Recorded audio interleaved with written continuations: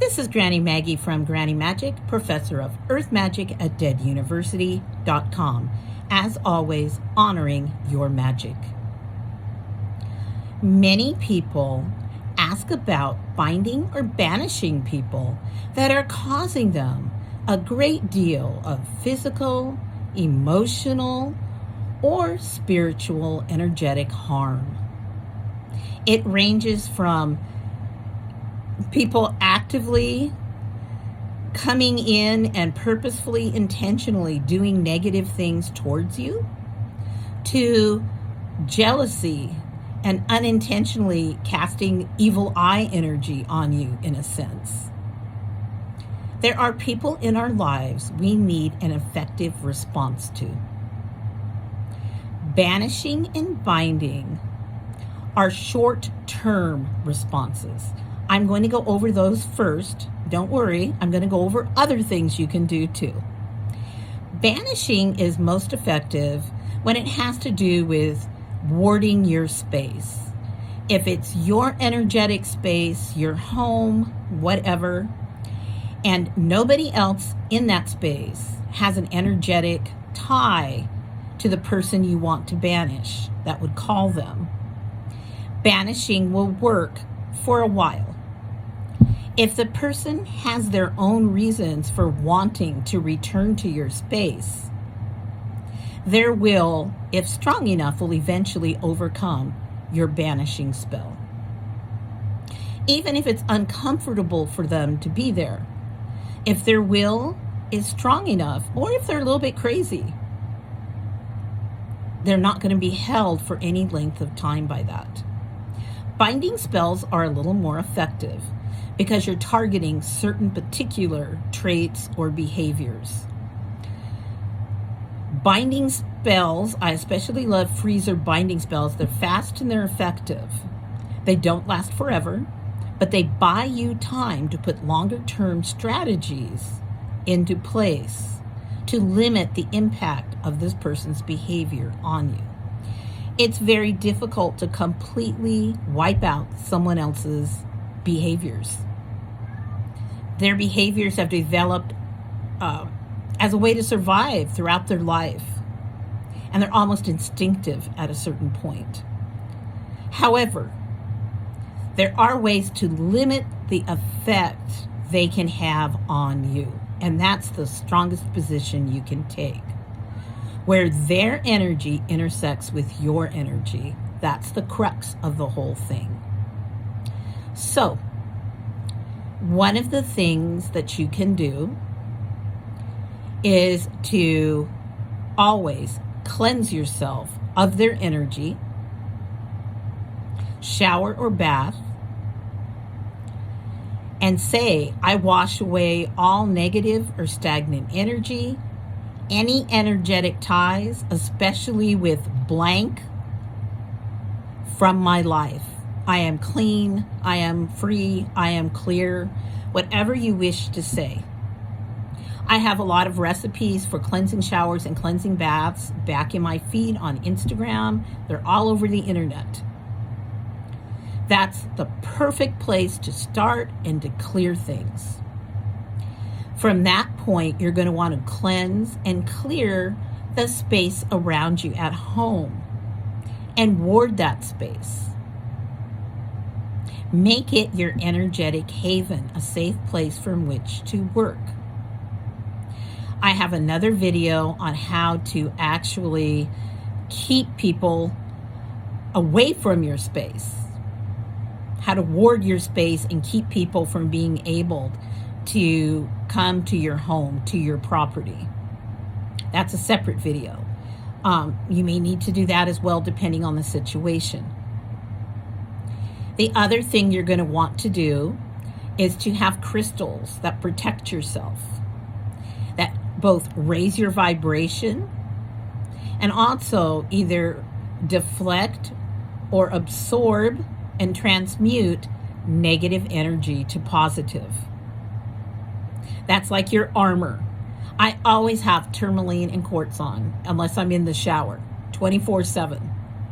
They're the ones I recommend the most highly. I also have protective talismans that I wear. So protection, personal protection, putting on your armor, meditating and learning how to visualize and construct a shield, a bubble around yourself that negative energy will just bounce back at. It'll bounce back at the person if they direct it towards you, even inadvertently. And it won't feel good to them. And they're going to stop that behavior eventually. It doesn't feel good to do that. They won't quite understand what's happening. But you'll see that behavior begin to cease. Now, if this is somebody who is like a coworker, you can do a freezer binding spell on some of their traits, and that buys you some time. While that's working, at your place of employment, in your workplace, a shield around your desk. Visualize that protective, energetic shield around your desk. Crystals atop your desk. Positive crystals to lift the vibrations and attract the good from your coworkers.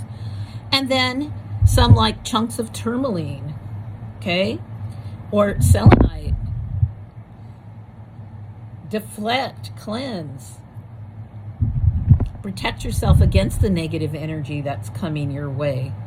People will just love your rose quartz. And that's bringing the good vibrations in. In your desk drawer, you can keep salt to absorb the negativity that gets through. You can have charm bags in your desk drawer to protect yourself. So those are some of the things that you put in place at work that will begin to take effect while that person is bound in your freezer.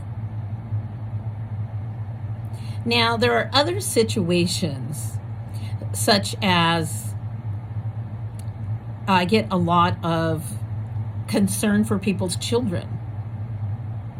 And they want to control their children's behavior, and especially their children's friends' behavior. And I understand this. There's a strong biological tie between us and our children. So in that case, we almost have an invitation to do some intervention. So very much there, that's going to be about talking to the angels, the archangels, calling in your spirit guides, calling in your ancestors to protect your child, to imbue him with some instinctive wisdom and clarity and vision, and to lift his energetic vibration. Because once his energetic vibration is lifted, you're going to find these other low vibrational friends start to drop away. It's going to be uncomfortable for them. And if you cleanse your home and you lift the vibration in your home and make it a place of peace and harmony and love, you have out your bowls of salt, you have out your rose quartz, you have in your salt bowls cleansing herbs such as rosemary, rose petals for love, peace and harmony. You can put in some lavender, this type of thing. The vibrational energy in your home will be shifted. And with the shift in your vibrational energy as well, this is not going to be a place where these people want to come and hang out. They're going to be a little bit repelled by it. And over time, you will see the impact between you and your child, and between your child's energy lifting him away from those friends. There's also mundane things that we can put into place, of course, because throughout this shadow work, perhaps a little counseling, always helps us to see our part that we're playing in actually unintentionally inviting these behaviors sometimes into our lives. Because if we're doing things that counteract what we say we want or what we believe we're doing, the behaviors will persist and our magic will be voided. We're sending out mixed vibes. We're doing things that actually invited in unknowingly, while at the same time trying to repel it and control it. And I actually think that's one of the most challenging aspects to this type of work. It is for me personally. Now, I get a lot of questions about someone whose spouse or boyfriend is involved with somebody else, and they want to control that boyfriend or spouse behavior with regard to the other person they're involved with. You can't. Those other two people have an energetic contract between them. The spouse or boyfriend may claim this woman has a power over him. He can't control it, on and on. Not true, not true, not true. Not true. Okay? He has his will and intent. Nobody's energy is that strong for any length of time. You can't control him. She can't control him. So, the biggest thing with regard to that is you can only deal with the energy at the intersection of where his relationship with you, that's the energy that you can deal with.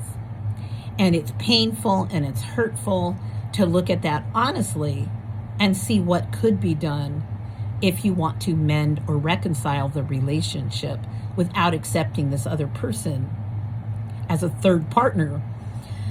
Very much it's about protection, not accepting anything negative, not feeding the situation with negative emotions. Very much about setting personal energetic boundaries, lifting your vibration high above this situation, looking at your long-term self-interest, calling in ancestors, spirit guides to assist you with clarity of vision, setting limiting behaviors. You can lift the vibration of your home, as I discussed that you can do with your, when you're working with the energy around your child. Make your house this wonderful haven of love and peace. And if he doesn't respond to that, you're going to have some pretty hard choices to make. And I want to say in all of this, if somebody is physically harming you, magic and banishment is not enough. There are women who have been actively abused and their children who have been abused, who have come to me wanting to change the person's behavior without getting any kind of outside help to manage the physical harm being done to themselves and their children in the meantime. Big mistake. In any magical situation, your intent, the message you send to the universe, is mirrored in your actions. Your will is shown through your actions and your intent. You need to stop somebody who's physically harming you or your children. You need legal remedies ASAP. Don't worry about the ramifications of what will happen afterwards. You need restraining order. You need to get to a shelter. You need to do whatever it is to stop that and to protect your children and to protect yourself. I can never say that strongly enough to the people who consult with me. So, this is an overview of banishing and binding and some more effective methods to control how another person's behavior affects you. Ultimately, that's all that you can manage, is how you allow yourself to be affected by that person's behavior. Oh, another one that has been coming to me constantly lately, people who co-own homes with a sibling because of an inheritance. Oh my gosh, how fraught with anguish and frustration that can be. I don't know why things get set up that way, unless it's with the perception that the house will be sold and the proceeds divided, perhaps. If so, that should be stipulated, because so many horrific situations where siblings, actually, there's a wedge driven between them in this situation. The only way, if you're living in a home co-owned with you by a sibling, very, very challenging. In the other video where I talk about setting boundaries on your space, I tell you the strongest way to claim that space for yourself. But here, once again, very difficult to control somebody else's behavior, especially when they have a legitimate claim to that space. Just like when you're at work and you have a workmate who has a legitimate claim to that energetic space where you both are contracted to an employer. Certain things can be managed short term by banishing, binding, setting these kinds of energetic boundaries. Ultimately, you need to make sometimes hard choices about where you want to live, where you want to work, and with whom you want to live. And that comes down to being honest with yourself. I wish you all much luck in dealing with all the people around us that cause us frustration, who impede us, who cause us, and sometimes intentionally wish us harm. Keep your eyes open for the people who love you, the people who want to help you, and keep yourself vibrationally lifted high.